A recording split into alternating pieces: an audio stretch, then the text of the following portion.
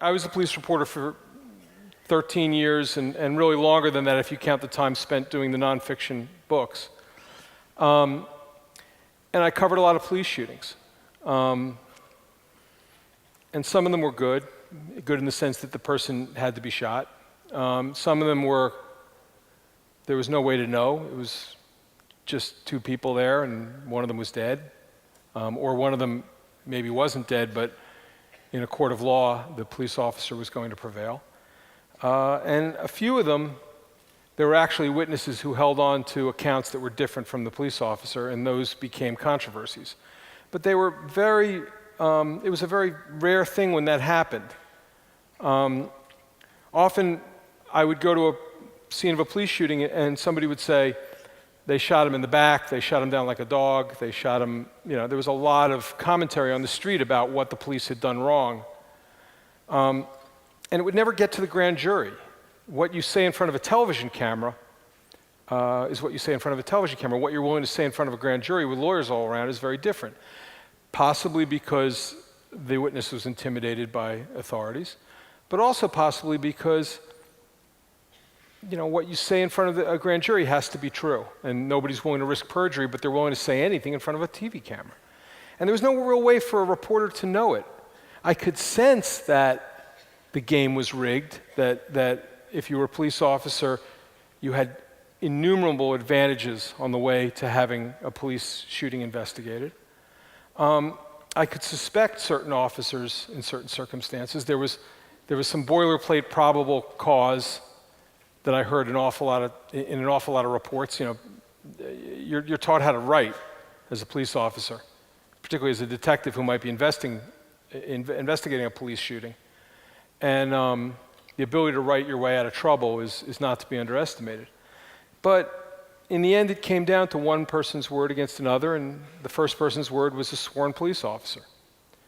The camera has changed everything. The phone camera has proven that there was something there all along, something we suspected, something that could not have been ascertained without first-generation evidence. And what was there was basically a rigged game that is against both sides.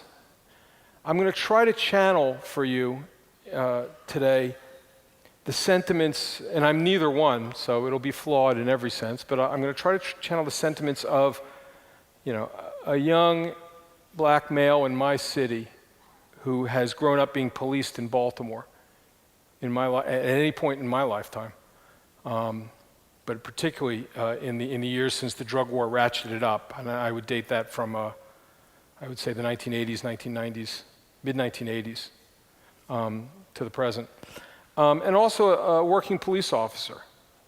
And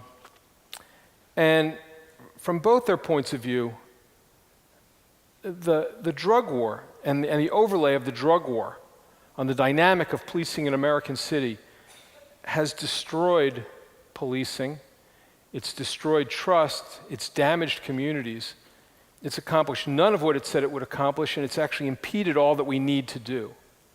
And the problem basically is this. We gave the police department an impossible task, which was to enforce an unenforceable prohibition. And in doing so, we gave them a tool for social control over the poor and over these neighborhoods where the drug culture became entrenched. That was it was the most blunt and brutal hammer you could possibly hand anyone and ask them to do good work. And police work, when it's done well, is really good work, and it's really nuanced. And the greatest asset you need is information. A police department doesn't run on its bullets, on its guns, on its armored personnel carriers, on its nightsticks. It runs on information. If people talk to the police, if the police can compel the right people to talk to them, if a detective knows when he's being lied to, if he knows how to use an informant and not be used by an informant, he can make cases. He can lock the right people up. And that's the only thing that police are good at. Whenever you're being sold sharing and caring by your police department, whenever a mayor or a guy running for mayor or city council, whenever they talk to you about We're going to get back to the old days, foot patrols, community policing, sharing, caring. Look them in the eye and say, hire a social worker. They're really good at that. You know, you want your police department to be making the right arrests.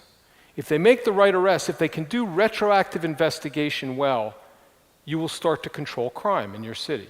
If they can't, you will not control crime. It's as simple as that.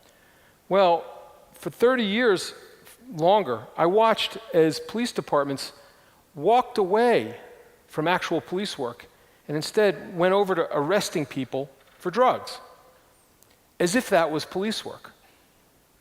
Well, one of these things, police work, requires levels of competence and maintenance of informational sources that are impressive to me as a reporter, would be impressive to an academic if they paid attention. I mean, these things are remarkable skill sets. Locking people up for drugs is basically going out in a place like Baltimore and doing fish in the barrel, which is to say, oh, you get up against the wall, I'm going into your pockets. Oh, I didn't find it in your pocket, it's down on the street there? Okay, this one belongs to you, take the charge. I got a stat, I'm getting court pay, I'm getting overtime. You know, I did this at the end of my shift, so I'll get 4 extra hours processing and evidence control.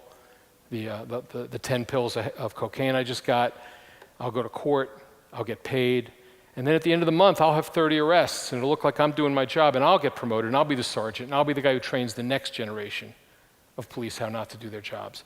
That was the drug war. That's what destroyed the police department in my city. Well, the actual communities in my city, they were going to have those drug problems regardless, and this forum, sadly, is too short to go into all the reasons why drugs have a prevalence in poor communities. But suffice to say, the corner is the one place that's hiring in West Baltimore, and all the factories are gone, and whatever else it does. When you go up to the corner to sell drugs, you've solved your existential crisis, you have a job. Or if you go up there to get high, you've solved your existential crisis, you have the hardest job in America, which is being a drug addict. But we cannot get into all of the reasons why drugs have a prevalence and why getting people off of drugs is such a long-term fight, and why it requires so much more of our resources than we're giving it. Leave that to the side for a moment and just look at what it did to making the cities unsafe.